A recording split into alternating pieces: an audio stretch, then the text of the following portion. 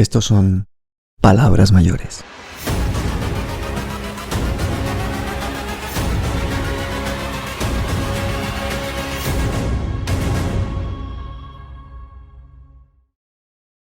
Hoy nos vamos con Trump.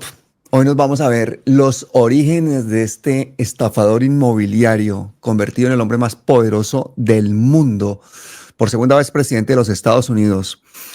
Un hombre que estuvo rodeado de abogados de la mafia y que realmente es surrealista que hemos terminado con este señor como presidente por segunda vez de los Estados Unidos.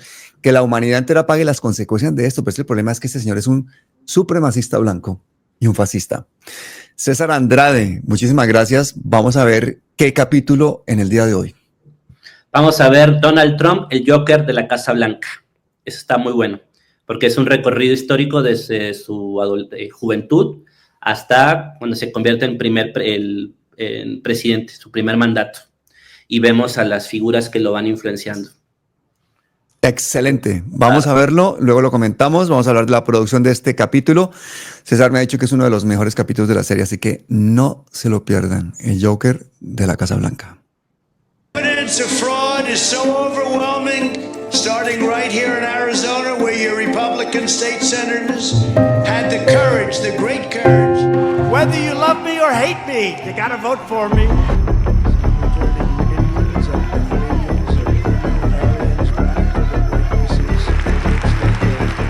Donald Trump, una figura tan polémica como polarizante. Pero ¿cómo llegó a ser lo que es hoy? En sus primeros años, Trump no era conocido por su visión política, sino por su estilo agresivo y su afán por sobresalir en el mundo empresarial.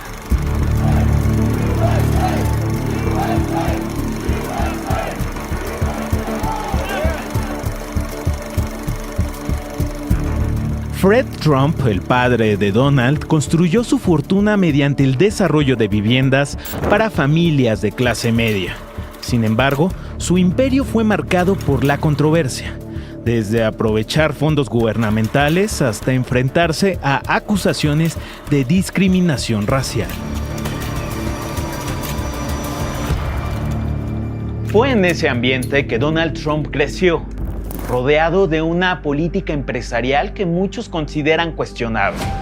En 1970, Fred Trump fue acusado de discriminación racial por impedir que afroamericanos y puertorriqueños alquilaran sus propiedades. En medio de esta acusación, Donald Trump recurrió a Roy Cohn, un abogado que había sido clave en la casa de brujas de McCarthy, conocido como el abogado de la mafia. Cohn le dio a Trump un consejo que marcaría su carrera política. Diles que se vayan al infierno.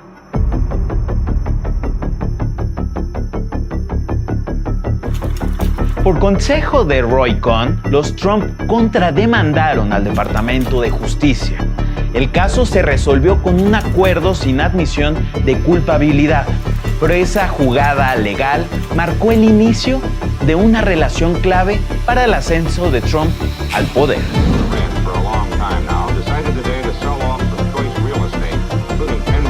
Durante la década de 1950, Cohn lideró lo que se conoció como el Terror Lila, una persecución contra homosexuales en el gobierno de los Estados Unidos a quienes consideraban susceptibles al chantaje comunista.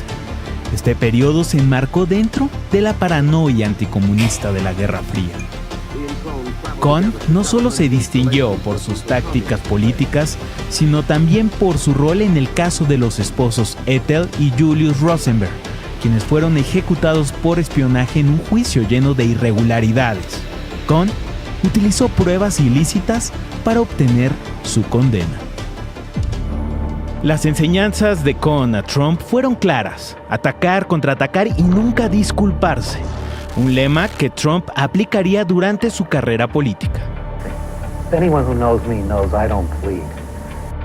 Para Donald Trump, Roy Cohn fue su inspirador y protector, aunque la relación entre ambos tomaría un giro sombrío en los últimos años del abogado conservador. Cohn ya padecía los efectos de HTLV-3, un retrovirus causante del SIDA. En sus últimos años convivió con resentimiento y tristeza, sintiendo la distancia que se había generado entre él y su discípulo, Donald Trump. Cohn murió víctima de la epidemia del VIH y del estigma que él mismo alimentó contra otros. I feel great. Con la ayuda de Roy Cohn y sus influencias, Trump logró saltar de Queens a Manhattan, aprovechando la crisis económica que arrastraba a la ciudad hacia la decadencia. En los años 70, Trump propuso un acuerdo con la alcaldía para renovar el Hotel Commodore, obteniendo una exención de impuestos por 40 años. Personajes como Newt Gingrich comenzaron a analizar el fenómeno Trump. En su libro Entendiendo a Trump, Gingrich sugiere que las inspiraciones tempranas en la vida de Trump, junto con su forma de hacer negocios y relaciones públicas, formaron lo que él describe como un estilo propio para gobernar. Un estilo que, de alguna manera, moldearía la política estadounidense en las décadas siguientes. En 2017, cuando Trump ocupó la presidencia, Gingrich explicó que muchos en su propio partido republicano y entre los políticos de la izquierda menospreciaban su candidatura. Sin embargo, Gingrich estaba leyendo El arte de la negociación y otros bestsellers creyendo en el potencial del magnate.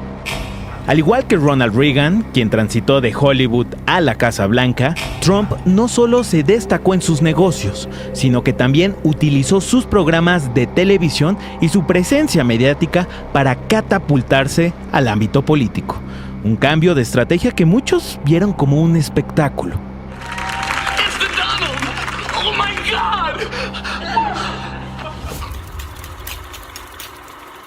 Según Gingrich, esta estrategia tenía un objetivo claro. Trump debía mostrarse como Reagan y no como Barry Goldwater, un político ultraderechista que perdió la campaña de 1964 porque sus posturas fueron vistas como extremas. La clave era encontrar un equilibrio. Un Trump que apelara a los conservadores sin ser visto como un extremista. Newt Gingrich jugó un papel fundamental en la conexión con el electorado diverso de los Estados Unidos. Aunque fiel a las posturas antiinmigrantes de su partido, Gingrich consideraba que los hispanos, como grupo demográfico, compartían un sistema de valores que podía alinearse con los ideales republicanos. Este enfoque en el voto latino fue crucial en la estrategia de Trump. A pesar de su discurso anti-migrante, su campaña logró captar la atención de los migrantes residentes, un bloque de más de 30 millones de potenciales votantes. El regreso de Donald Trump a la Casa Blanca en 2025 ha sido un acontecimiento que ha generado gran incertidumbre en el mundo. Su retorno no solo afecta a los Estados Unidos, sino que también tiene implicaciones globales. Aunque Trump conserva algunos elementos de la derecha tradicional estadounidense, no sigue los patrones estructurales e históricos que han definido a esta corriente política en el pasado. Este giro hacia una nueva ultraderecha es lo que más preocupa a analistas y observadores internacionales. Una ultraderecha marcada por contradicciones internas, pero alimentada por grupos racistas, xenófobos y conspiracionistas.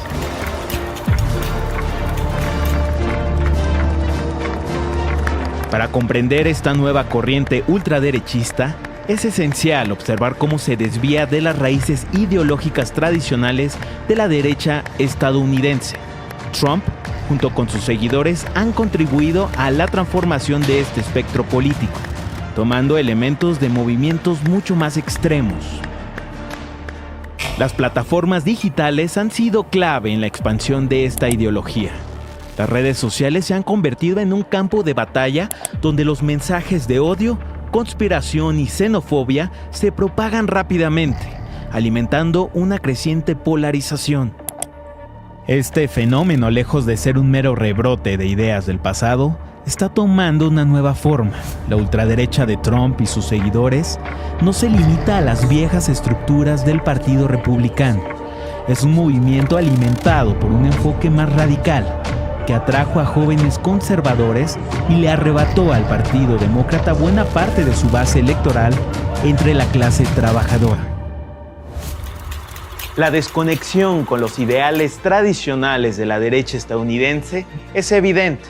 Lo que estamos viendo no es simplemente un renacer del conservadurismo, sino una nueva forma de extremismo político que se nutre de las contradicciones internas de una sociedad cada vez más polarizada.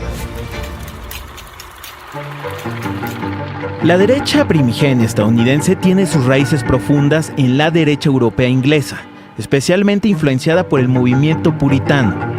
Durante la Gran Migración entre 1620 y 1640, unos 20,000 puritanos llegaron a América con la intención de purificar la Iglesia de Inglaterra.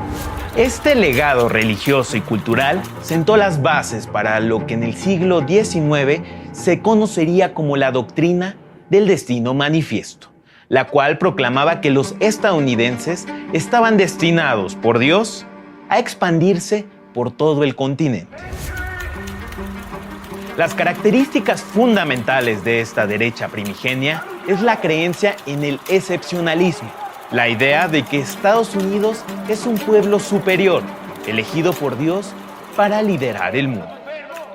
Este excepcionalismo se amalgama con otros elementos ideológicos que definen la derecha estadounidense: supremacía blanca, fundamentalismo protestante y una agenda económica centrada en la industrialización, el libre comercio y el libre cambio y la desregulación máxima.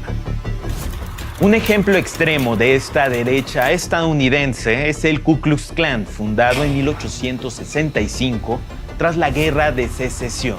Este grupo promovió el racismo, la xenofobia, el antisemitismo y el anticatolicismo, llevando a cabo actos de violencia y terror. Durante 5.000 años el hombre blanco ha sido la raza superior. Nosotros, caballeros del Ku Klux Klan, lucharemos para que siga siéndolo.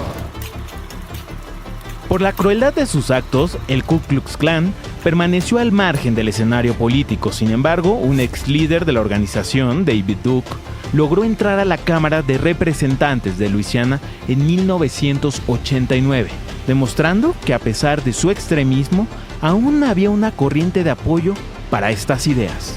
David Duke, a pesar de su historial y sus ideas radicales, volvió a ganar relevancia ya en 2016, cuando sugirió a sus seguidores votar por Donald Trump.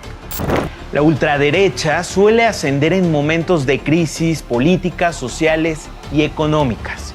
Los atentados del 11 de septiembre en Nueva York fueron uno de esos momentos, que fortalecieron discursos xenófobos y ultraderechistas, pero no solo en Estados Unidos, sino en todo el mundo. La ultraderecha aprovechó el contexto para fortalecer su discurso centrado en la amenaza extranjera y en la protección de los valores nacionales. La crisis económica de 2008, una de las más graves desde la Gran Depresión, tuvo un impacto devastador en la economía global, especialmente en los Estados Unidos, donde millones de personas perdieron sus empleos, viviendas e ingresos.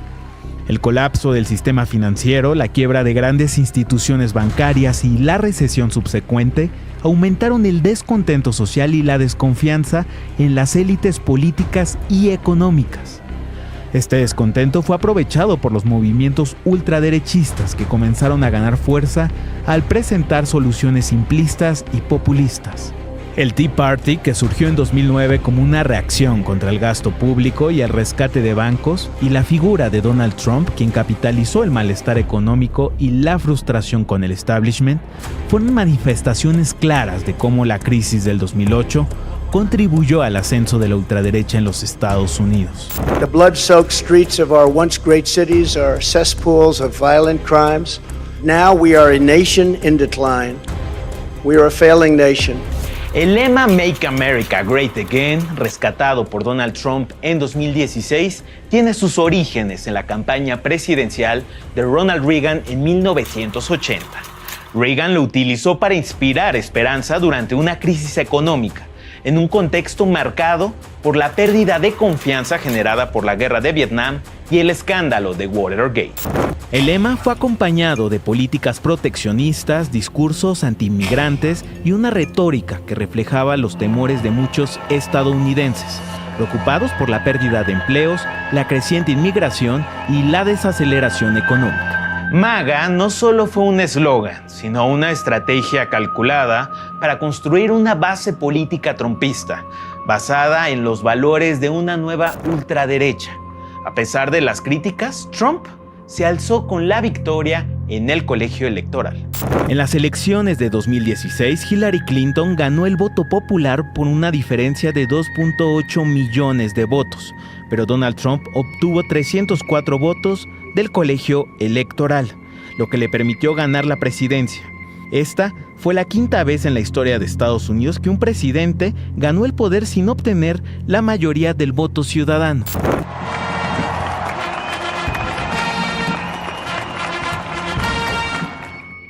Durante su primera campaña presidencial, Trump prometió la construcción de un muro en la frontera con México. Trump prometió que México financiaría el proyecto, una promesa que al final de su primer mandato no se cumplió, pero se construyeron 729 kilómetros de muro, lejos de los más de 3,000 kilómetros que había prometido, y solo 79 kilómetros de estos fueron nuevos. México al final no financió la construcción de este muro. Uno de los momentos más dramáticos de su mandato fue el 6 de enero de 2021, cuando Trump alentó a sus seguidores a marchar hacia el Capitolio para desconocer la certificación de Joe Biden como presidente. Lo que siguió fue un asalto violento que dejó 5 muertos, más de 700 arrestos y un toque de queda en Washington. El ex líder de los Proud Boys fue condenado a 22 años de prisión por organizar el ataque. Al final de su mandato, Trump dejó claro su propósito de regresar. En sus últimas palabras como presidente, antes de abandonar la Casa Blanca, declaró: We will be back in some form. Esto es Regresiones, el ascenso de las ultraderechas en el mundo.